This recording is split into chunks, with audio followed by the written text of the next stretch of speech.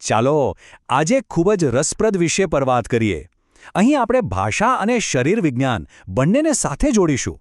વિચારો, એક જ પેજ પરથી માનવ શરીરના અંગોને ત્રણ અલગ ભાષાઓમાં શીખવા મળે તો? બસ આજે આપણે એ જ જોવાના છીએ. ચાલો શરૂ કરીએ. તો આ જુઓ, આ ફક્ત શરીરના અંગોનું એક ચિત્ર નથી. ના, આ એનાથી ઘણું વધારે છે. આ તો એક જાતનો ભાષાકીય નકશો છે, ખરું ને? જ્યાં અંગ્રેજી, ગુજરાતી અને હિન્દી ત્રણેય ભાષાઓ એકસાથે મળીને આપણા જ શરીરની ઓળખાણ કરાવે છે. ખરેખર અદ્ભુત છે. હવે આ જોઈને મનમાં એક સવાલ તો આવે જ કે કોઈ બાળક કે પછી કોઈ પણ એકસાથે ત્રણ ભાષામાં પોતાના શરીરના અંગોને કેવી રીતે શીખી શકે? આ શીખવાની પ્રોસેસ કેવી હશે? ચાલો આ સવાલનો જવાબ શોધવા માટે આપણે એક સફર શરૂ કરીએ અને શરૂઆત કરીશું છેક ઉપરથી, એટલે કે માથાથી. તો વિભાગ 1, માથું અને ચહેરો, આપણી ઓળખ અને વાતચીતનું કેન્દ્ર. કારણ કે આપણે બોલીએ એ પહેલાં તો આપણો ચહેરો જ ઘણું બધું કહી દેતો હોય છે, બરાબર ને? ચાલો સૌથી ઉપરથી શરૂ કરીએ. વાળ, અંગ્રેજીમાં કહીએ તો હેર. હવે જો ગુજરાતીમાં આપણે કહીએ વાળ અને હિન્દીમાં કહેવાય બાલ. સાંભળવામાં સરખું લાગે, પણ લખવામાં અને બોલવામાં જે થોડોક ફરક છે ને, બસ એ જ તો શીખવાની મજા છે. વાળ પછી શું આવે? આંખ. ગુજરાતીમાં આંખ અને હિન્દીમાં પણ આંખ. અહીં તો જુઓ, શબ્દ લગભગ એક જ છે, બસ લખવાની રીત થોડી અલગ. આના પરથી તરત જ ખ્યાલ આવે કે આ બંને ભાષાઓના મૂળ કેટલા નજીક છે. અને એવું જ નાકનું છે. અંગ્રેજીમાં નોઝ અને ગુજરાતી અને હિન્દી બંનેમાં નાક.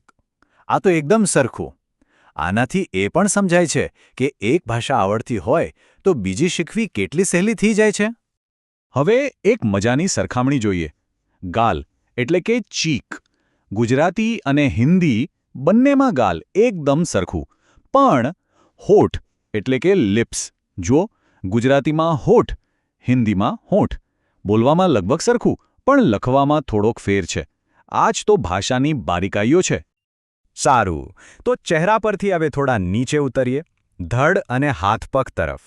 એટલે કે શરીરના એ ભાગો જે ખરેખર કામ કરે છે, જે આપણને દુનિયા સાથે જોડે છે.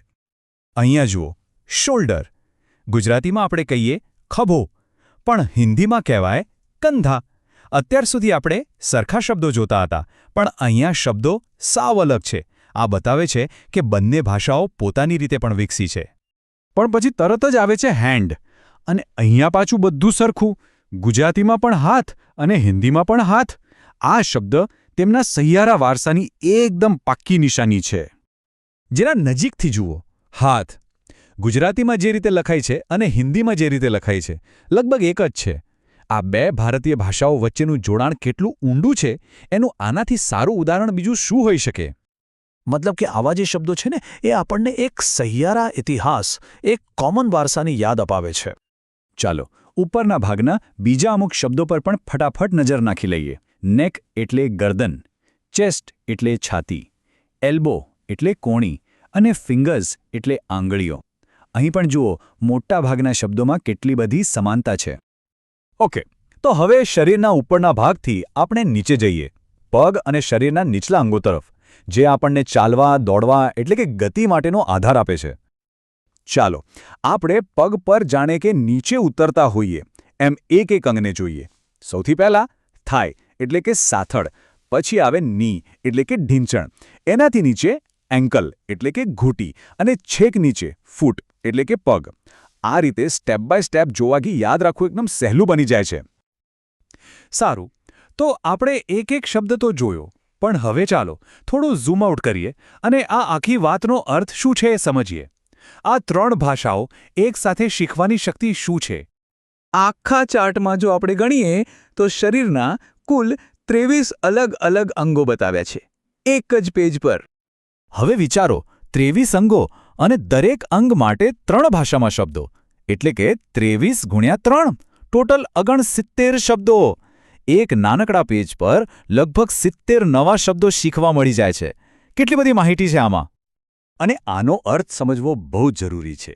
આ ફક્ત ગોખણપટ્ટી નથી કે 23 શબ્દો યાદ કરી લીધા. ના, આ તો મગજમાં એક સાથે 3 ભાષાઓનું એક માળખું, એક ફ્રેમવર્ક બનાવવાની વાત છે, જે વિચારવાની શક્તિને જબરજસ્ત રીતે વિકસાવે છે. તો છેલ્લે એક સવાલ સાથે આ વાત પૂરી કરીએ.